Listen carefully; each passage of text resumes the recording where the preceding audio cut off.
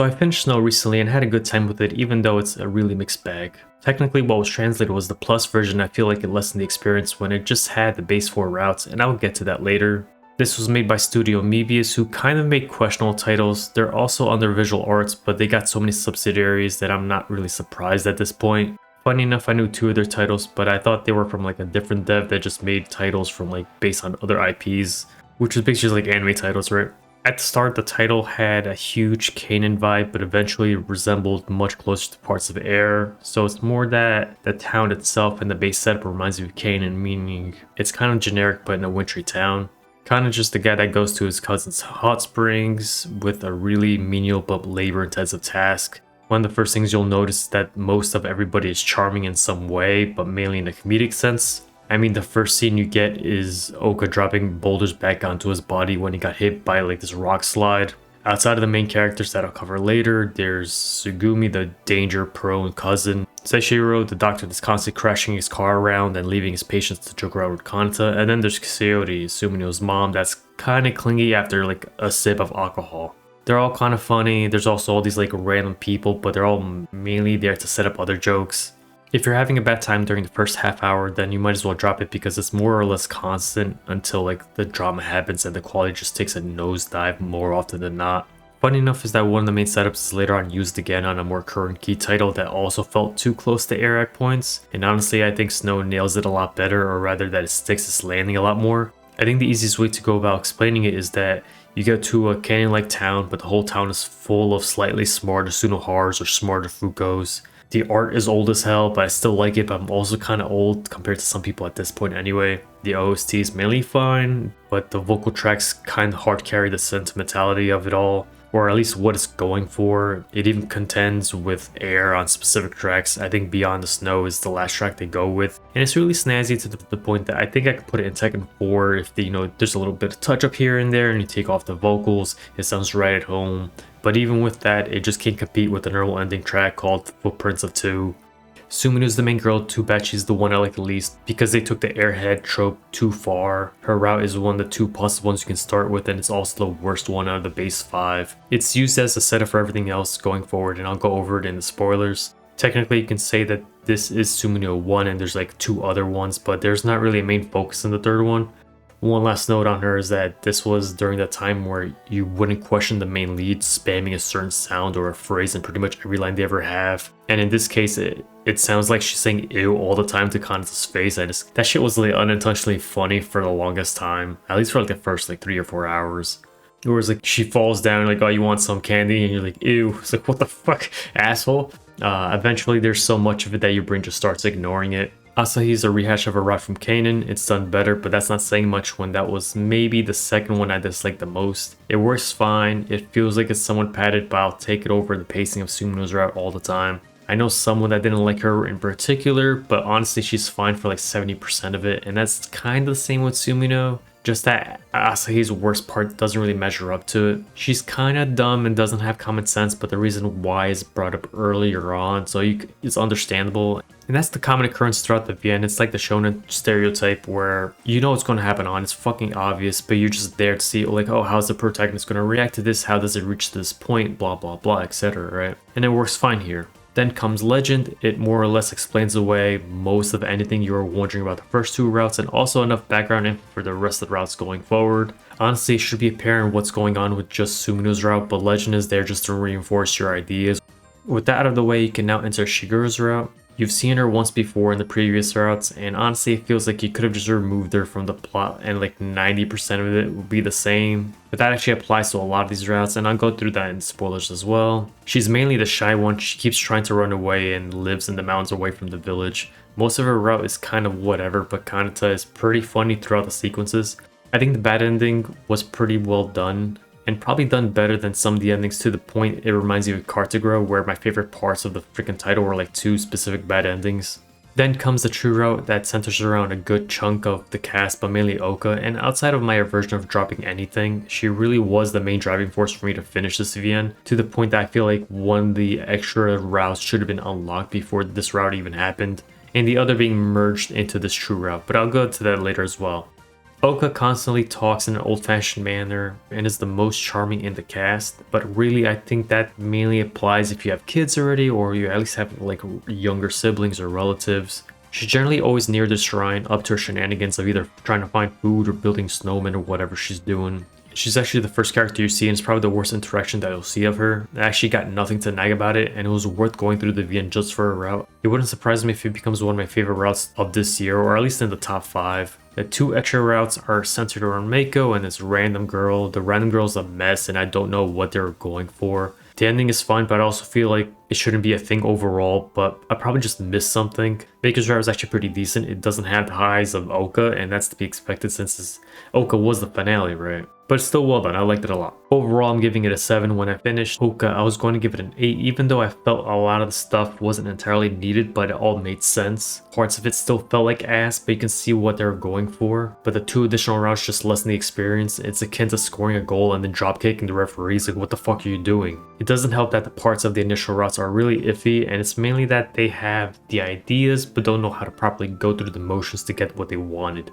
And this especially applies for like Sumino, right? Part of it is that I didn't like the direction they put on Sumino's VA, and it didn't make me really care about it.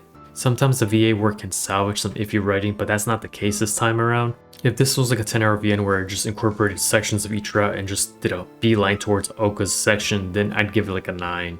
So now it's up to spoilers. I'm gonna give you like 3 seconds, whatever. It covers like the routes themselves and what I didn't like from it, and some bullshit that was happening around. So there's a couple of things going on, but I guess the first thing I'll go with is that some of these routes are really just there, or at least it feels like they're an option and don't really add anything, and they should have been just merged into the rest. And this is mainly a nagging feeling because the routes themselves are fine, but I'd want better reasoning if some routes are needed to unlock other ones. The easiest one to point out is Asahi, but for that I'll just have to reveal the obvious stuff, because the characters are going to show up a lot after this. There's Kanata, Sumino, and Oka. They are reincarnations of Hakuo, Kika, and the child, while Shigure and Mako are just the same characters from Legend. Asahi is a rabbit from the painting, and you learn the last 10% from Legend as well. She's still the damn rabbit. Basically, she's sealed until someone can take her out, or if she's inspired to leave, and Kanata was the first one after Hakuo, right? I think her ending was actually really nice, but doesn't really add much to the overarching plot. She comes back in the trap, but nothing is really done with her outside of giving Oka an extra chore to do, but she really just already had a cat for the same reason, so it's like, okay. But overall, that's it. There's really nothing to go with her in the plot. It ends there. I was like, alright, you're the fucking rabbit. Yeah, I get it. Also, as a side note, I mentioned before that, oh, she's like a better route of a version in Kanon, and that would be Makoto. But also, she has like signs of Nayuki as well, and I actually liked her ending because of that, because it reminded me of Nayuki's ending, because I think Nayuki's is actually one of the better ones there as well. Shigure's route is more of a what if, where she falls for Kanata just like how she did for Hakuo, but in Hakuo's time she held back. I think her main thing is just to explain away how Kanata just randomly wakes up at the end sometimes, like, oh, sometimes he faints, sometimes he gets knocked out, whatever happens, he wakes up back into the end. It's like, oh, how did that happen? And it's like, well, I think it's Shigure with her animals. Most of her route centers around Kanata possessing Hakuo and being kind of a goober. It's pretty funny, but the gist is that he doesn't hook up with Kika this time around, thus not causing the Dragon God's curse. Basically showing that the reincarnations understands the rules now, or at least understands what the lesson was, and the gods just forgive him this time around. And there was a couple ways of handling this, but I don't think they did anything with it. This was done in some other key titles, and also done in a different way in Iwahime. Well, it was done in multiple times, but at least it was done well once. Basically, there's no time rotations, there's really no acknowledgement of time shenanigans at all. The route ends and then the timeline is done for this time around, so how does the curse just get alleviated after that? It made no sense for that. So when starting the true route, it was like, yeah, the curse should still be in effect, but I don't think it is. Hakuo does ask Kanata to fix one last thing, but I'm pretty sure he means to save Shigure, not the future reincarnations at this point. Another funny thing is her bad ending, where Kanata bangs her and then she just disappears in the next day. He tries to find her and he thinks like, oh, well, she's always by the summit with all her graves where Hakuo is and where Kiki is and all that, right? So he stays there and just waits there, and eventually he's like, okay, now there's a new epilogue. It's like, now there's cops come to the end. It's like, hey, we can't find your fucking cousin. We did find 5 graves now. We're like, what the fuck? Because in the users or in the readers, there has only been 3 graves, so now there's 5. It's like, okay, you understand. Okay, it's Shigure and Kanata. So it's just funny that the gods got so ass-mad. Like, how the fuck did you not learn again? Alright, you're spirited away now too. So I mean, I guess Kanata was fine with it. Sumino's route, or rather what it entails, is kinda cool, but the drama itself was kind of ass. She gets dementia in like 2 days and remembers nothing. She's always hungry even after she ate and goes on tantrums all the time. And some of it's kind of believable. I always heard it was kind of the opposite, where they're just never hungry. It's like if you eat too much, you should be feeling full no matter what. So I don't, maybe it's a specific type, who knows. But the route itself doesn't really matter outside of like the last 2 or 3 days. So she has dementia and he's freaking out. There was a one bad end beforehand where he could just leave and then he's like in a mental hospital as well. But we can just ignore that, it's whatever. So he knows that it's like, oh, Sumino walked all the way up to the shrine 100 times and prayed each time. So like, well, I can do that too to try to cure her, right? So yeah, he goes to do that. He uses rocks as a counter, but the blizzard fucks it up and he eventually just faints. He wakes up at the end and doesn't know if it worked or not because he doesn't even know if he did 100 or not. But Sumino's completely fine again, but dies the next day. You can think of like he really did fuck up, so yeah, she died. You can also consider that the last 2 days was him freezing to death after fainting and none of it actually happened. But Shigure's part actually explains it all of the random fainting, getting lost, but always finding his way back. It's always her. So yeah, that's explained away. That's a third. Well, that's the fourth route. In the end, it was already explained in Legend, where Legend explains what was actually going on. It's mainly that the curse is just fate, and there, no matter what you do, it's always going to happen. So sure, the dementia was cured. Well, fuck you. Now X happens, and if you cure that, well, now here's why. It's not gonna matter. She's gonna die, and that's the whole point of it. It's the same thing with Kika's thing, where it's like, yeah, if it wasn't the bandits, it would be like a freaking hurricane or a tornado or something. Something would eventually just kill her anyway. It was fate. It was going to happen.